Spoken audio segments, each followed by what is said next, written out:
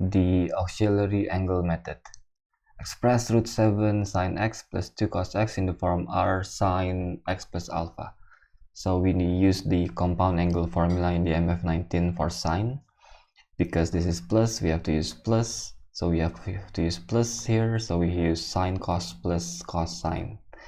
So sine cos plus cos sine with square brackets. Without square brackets, we multiply r.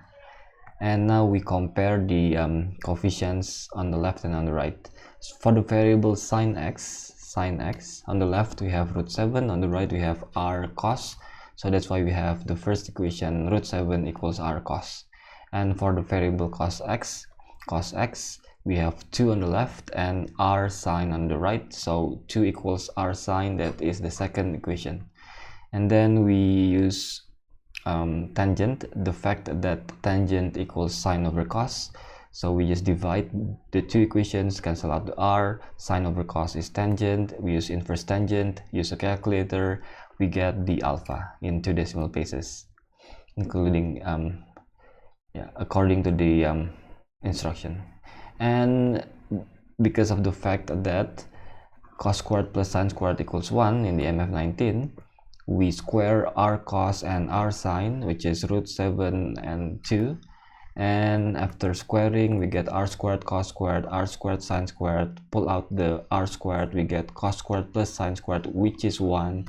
So the r is the square root of 11, and the final answer is square root of 11 sine x plus 37.09 degrees. On the next part, so previously we have this in the previous part, but be careful, previously it's x and now this is 2 theta. So we replace the x with 2 theta, with 2 theta, with 2 theta, and the left hand side here is 1, so we replace this guy with 1, and then we divide both sides by root 11, and we find the base angle. Because this is something positive, just use inverse sine this value here and we get the base angle in the first quadrant. And now look at the domain here. I mean, this is domain in the question. Now the angle we are dealing with is not theta, it is 2 theta plus 37.09 degrees. So we're gonna have to modify domain, multiply by 2, multiply by 2, multiply by 2, and then add 37.09 on all 3 sides here. So the actual domain we use is between 37.9 and 397.09. Okay, so since the sine value is positive, according to the rule here, we can only use the first quadrant or the second quadrant for positive sine.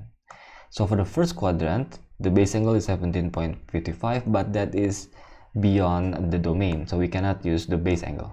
What we can use is the second quadrant, which is 180 minus this, which is this guy here, and first quadrant plus 360 degrees. So one full circle plus base angle.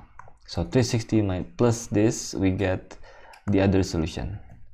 Right, but be careful, that is still not theta, that is still 2 theta plus 37.09, so we still have to subtract both sides by 37.09.